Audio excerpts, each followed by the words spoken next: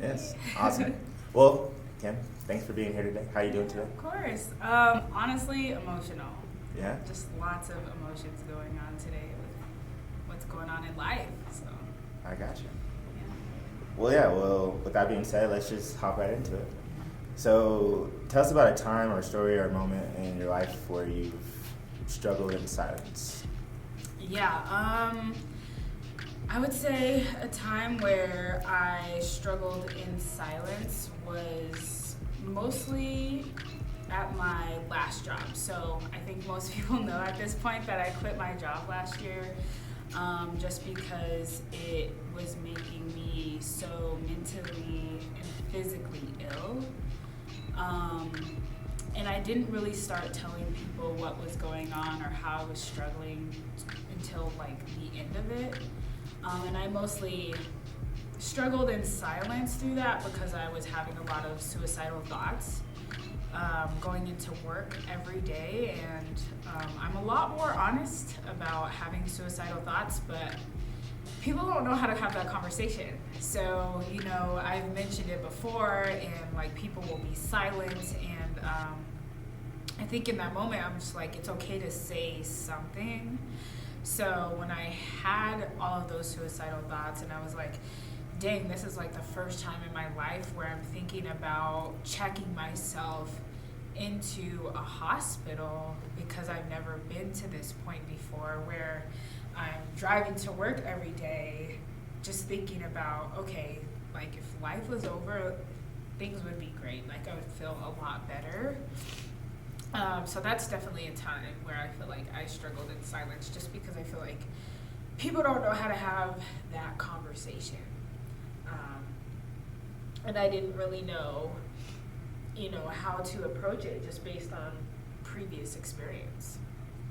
Yeah. Sorry to hear that, and that you went through that.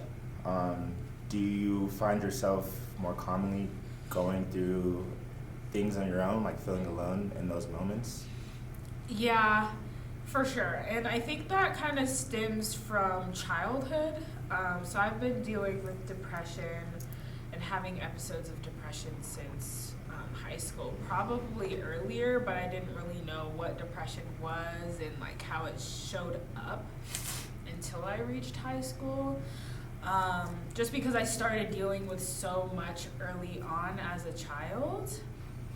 I don't tell everybody, but I grew up with my great aunt and uncle, and they've since passed. But my great aunt, I considered her my mom, and she passed away when I was 9 years old. And so, I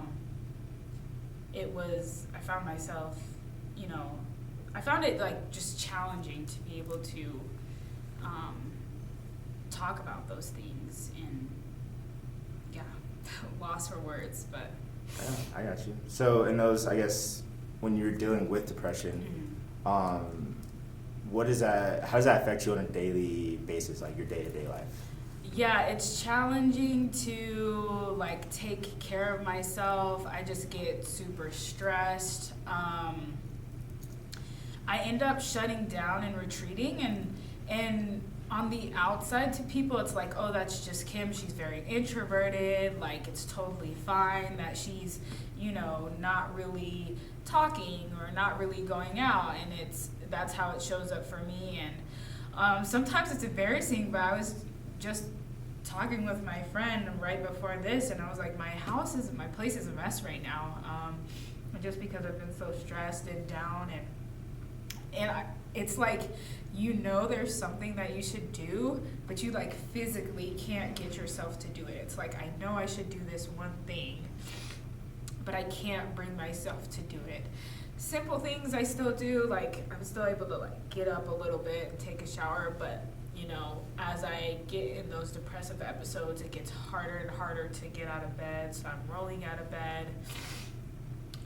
Which kind of happened towards the end of leaving my last position, was rolling out of bed, getting to work late, which, also becomes an issue too, and that just kind of adds to everything, but that's kind of what a depressive episode looks like for me. And then on the outside, I look high functioning because I'm still doing things, like I'm still hustling and trying to get the candle shop open, and I'm still a part of the Young Professionals Board for the Colorado Women's Chamber of Commerce, so I'm still doing that, going to networking events. So on the outside looking in, it's like, oh yeah, that's just Kim, she's hustling out here.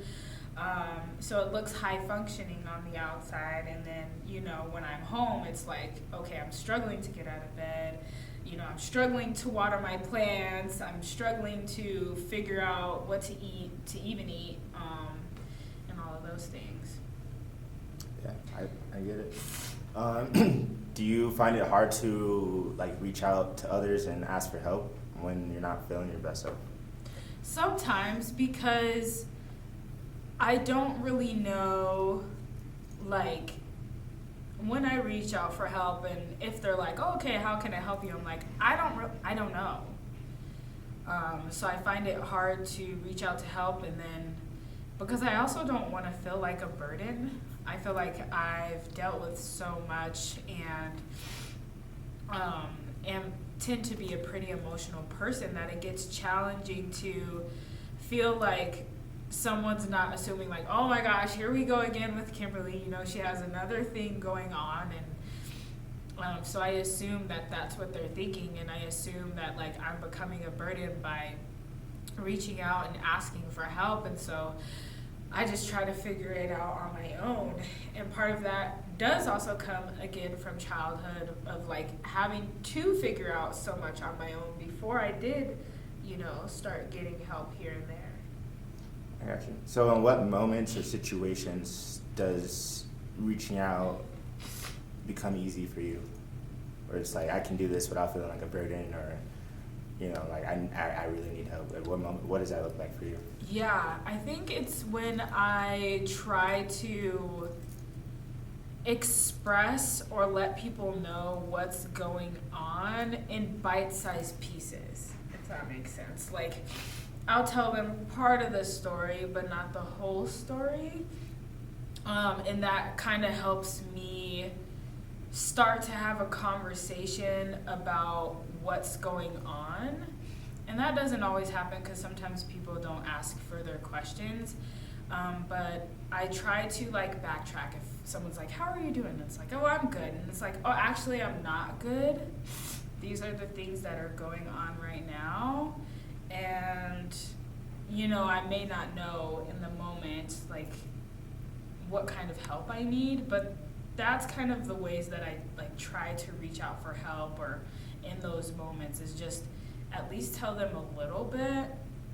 And most of my friends get curious, and then that gives me the opportunity to be able to tell them more when they kind of invite that, so I don't feel like a burden. Makes sense. Yeah. So in general, what kind of effect do you think people reaching out to their friends, family, and loved ones has on their mental and emotional health? I think it has a really good effect. And the reason why I say that is because recently, I was going through a lot, and one of my friends reached out, and he was just like, how are you doing? I know you mentioned last week you weren't doing well, and I was like, you know what, I'm still not doing well. And they were just like, would you like me to come over? And I was like, yeah, okay, sure. And then they ended up helping me wash my dishes and watering my plants, and I didn't realize how much I needed that, because I was like, I'm a saddie, so my plants are sad, so we're just all gonna be sad together. And that's also the good thing about plants, is when they are really sad, then I can tell that I'm going through some sort of episode, so that kind of helps me tune in with myself. But yeah, I do think when people reach out, it is good. And it's not just reaching out, it's asking probing questions. So one way I like to do that is, hey, how are you doing? And I was like, oh, I'm good. And I'm like, okay, so what does good mean to you? And then that either gets them to say, okay, so this is what good means to me, or, you know what, actually I'm not good.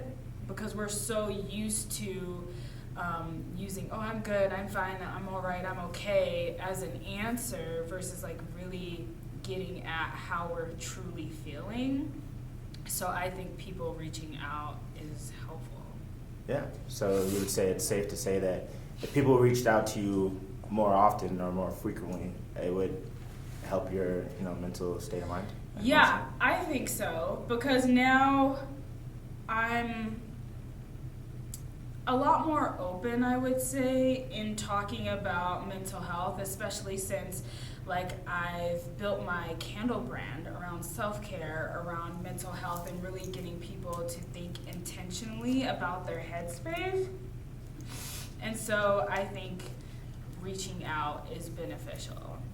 You know, even like what I like to do is just, I'm thinking about this person, let me reach out, you know. Yeah, I love that.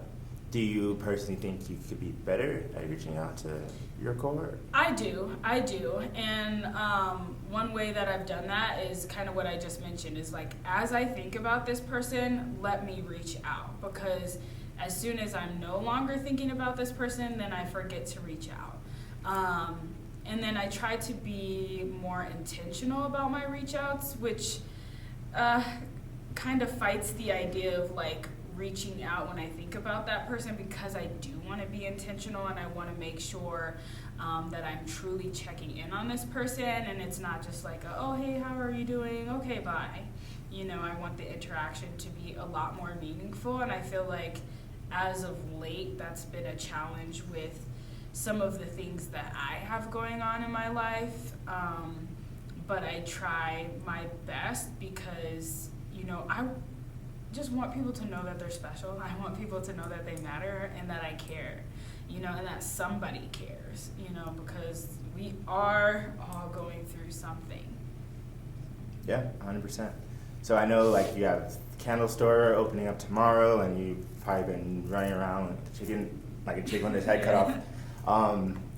Is there somebody off the top of your head that like, oh, like I've been meaning to reach out, but I've been so busy, and like, but I need to like, you know, catch up with them or talk to them or just reach out? Is there a name that comes to your head? I was talking about, you know, a couple people yesterday, just some coworkers that were a listening ear for me before I quit my job, people that I could really lean on. So those couple of names are one of my former colleagues, Sherry and Jennifer. They're both older than I am, but they were really helpful. One of them's supposed to hopefully come to my opening tomorrow. But those are definitely two people that I was like, I need to reach out. I haven't talked to them since quitting my job, and part of that's because I haven't been able to fully work through what happened at my job, because I quit my job, I lost my therapist. So, I got you. Yeah. Would you be open to calling one of them right now? Yeah, I mean, I would totally be open to calling. My phone is not by me. I'm sorry. Take your time. Let's see. Yeah, call him and put on speaker. Put it on speaker. Yeah. No pressure. All the pressure. A camera, a couple people staring at you. I know. Let's see. What they're doing. I can see if they're gonna come tomorrow.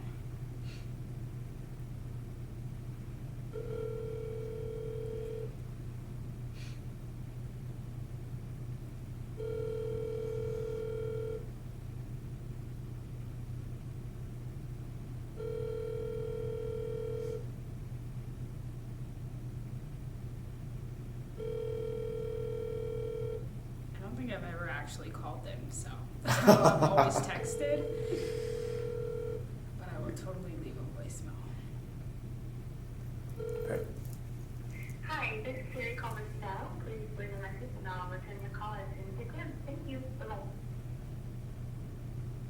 At the tone, please record your message. When you've finished recording, you may hang up or press 1 for more options. Hey Sherry, it's Kimberlee. I was just calling to check in with you to see how you're doing and to chat for a bit, and also to see if you were planning to come to the grand opening. I would love to catch up. So if you could please give me a call back, that would be great. Talk to you soon. Bye. Awesome, man. Simple as that. So just to close this out, is there any last words you'd like to say, just on the matter of just checking in on one another, reaching out, being together? Any last statements, words you want to tell the people? Yeah, I mean, don't be afraid to reach out, and like if you got something going on between you and somebody else, like at the end of the day, very cliche to say, but like life is too short. Like reach out to that person, mend things. What I have found through connections with people is that there's multiple sides to the story, and then there's always assumptions that are creeping in. One thing I like to tell people is that, they talk about needing food, water, and shelter, and then the fourth thing that I add is that we need people. People need people. So reach out, don't be afraid to reach out, and also don't be afraid to talk about what's going on and be honest and authentic about that, because I think being vulnerable helps you create deeper relationships. And if you don't have that vulnerability, things are just surface level. And like I said, everyone's going through something, and everyone needs to know that they matter and somebody cares. So just reach out to your people. And like I said, one thing I like to do is, as I think about them, reach out. And that's been truly helpful for me. And if they have big things going on in their life, making sure I put that in the calendar, because the way my memory is set up is just, I will forget about it. So that's a few things that I have to say. Awesome. Kimberlee, thank you so much. You're Appreciate welcome. it. Thanks for having me.